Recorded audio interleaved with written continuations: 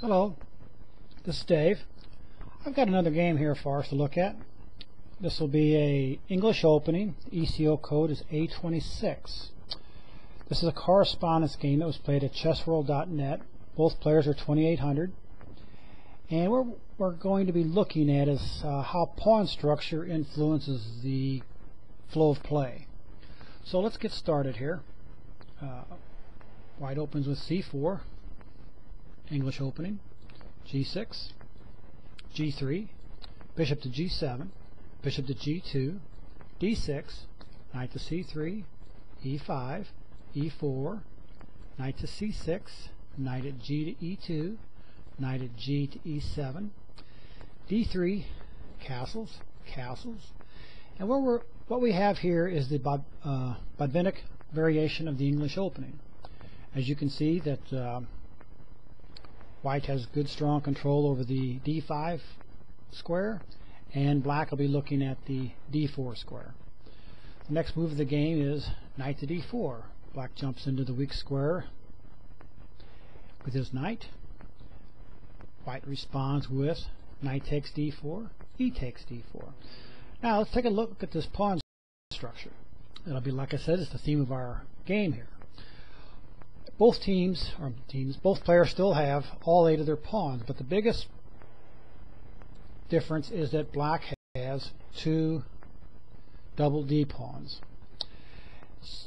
And with that, what you've got is, or what you have is, white has a 4 pawn to 3 pawn advantage on the king side, where black has a 5 pawn to 4 pawn advantage on the queen side. So when you look at this, what you're going to have is white will play on the king side, or at least that would be his plan, and black will play on the queen side, and that'll be his plan. So let's see how the game progresses. The pawn's attacking the knight, so naturally the knight moves with knight to D2. I'm sorry, knight to E2. Knight to C6. And note that a 2800 player defends this D4 pawn with his knight and not a pawn. He also has in mind jumping this knight into the E5 square, where he can attack the D3 pawn. Next move is H3, bishop to D7, bishop to D2, A5. Black begins to move his queenside pawns, and white plays F4, which is the thematic pawn break on the king side in this particular variation for white in the English opening. Black plays rook to E8, now F5, advancing the pawn, knight to E5. The knight jumps into the E5 square, which cannot be chased off by a white pawn. He attacks the D3 pawn here, which is at this moment undefended. And white continues play with F takes G6, opening the H file. The F file for his rook. And black plays H takes G4. Now, let's take another look at our pawn structure. White has 2 pawns here on the king side, and a 3rd one here at E4. Black has 2 pawns on the king side, so you can say that white has the 3 pawn to 2 pawn advantage. If white could advance his 2 pawns up the board here, make an exchange, he could very easily have a passed H pawn. Also, depending on how the play goes on the king side and queen side, this E4 pawn could also become a pass pawn for white. So that's something that white will keep in the back of his mind as the game progresses. We also look at the queen side now. White has 4 pawns, and black still has 5 pawns. So black will continue to play on the queen side, black and white on the king side. Next move is knight to F4.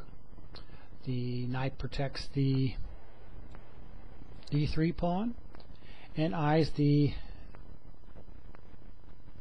D5 square also, where he could jump in, and which is a key square for white in the English opening. Next move is b5, and next is b3, and now a4. Black's attacking the pawn structure here of white. Wants to make some exchanges. The less pawns there are, the easier it will be to finally push through or create a pass pawn. Next move is queen to c2 by white, and now queen to b8, c5. White wants to open up the c file. Next move is d takes c5, and queen takes c5. Now once again, let's take a look at our pawn structure, see how things are going in this part of the game. White has still 2 pawns on the king side which have not moved. He also has the e pawn, and on the queen side he has these 3 pawns. Black, on the other hand, has 2 pawns on the king side trying to defend against 3, but he also has the king on that king side, which is a very strong defender. So you have to keep that in mind. Even though you have a pawn advantage on the king side, the king can play a very important role in the defense of his pawns and preventing a pawn to be queen later on. So it's not as a sure thing as it would be if you have a passed pawn on the queen side without the king present. Eventually it just comes down to the pawns by itself and will run down the board and queen. Next, let's look at Black's queen side now, pawn structure. He has 1, 2, 3, 4 versus White's 3, and he no longer has the double D pawns. So the game will continue with Black playing on the queen side using his 4 pawns, a 3-pawn advantage, and hopefully White will play with his 3 pawns against Black's 2. But note that White really hasn't done much on the king side. He hasn't moved up his pawns. He has a half-open H-file, but all the plays pretty well been on the queen side. So you can say that Black has the initiative, and the initiative is very important. I think this is also a very good game where it illustrates that point, even though we're mainly talking about pawn structure and where to play because of the pawn structure. The next move of the game is move number 20, which is queen to a7 by Black, which attacks the queen and also indirectly defends the d4 pawn. Next move is queen takes a7, taking the queens off the board. Rook takes a7, and next move is b4 by White. And this is an important move because what it does is it prevents Black from pushing up his c pawn. It makes it a backwards pawn on a half-open file, which is a good target for White. And also, if he can bring his knight eventually to the queen side, this would be a very good square for White to put his knight. The next move in the game is a3 by Black, which is also a good move. And that move, the idea behind this move is that it prevents White from pushing his a pawn forward to defend the b pawn.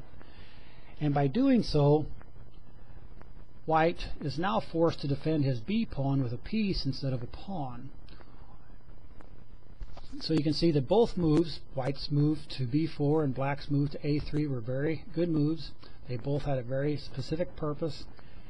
One, White has the backwards, has given Black the backwards pawn on the c file, and Black has forced White to protect his b pawn with a piece instead of a pawn. So the next move in the game is rook at f to d1, rook to a4 attacking the pawn, and now rook at a to b1 defending the pawn, c6, and bishop to e1, rook to d8, and now g4. And Black plays bishop to f8 attacking the b4 pawn. Now I'm going to stop here since I'm getting close to my 10-minute mark, and we'll complete this game on as English number 9-A. So until then, thank you very much.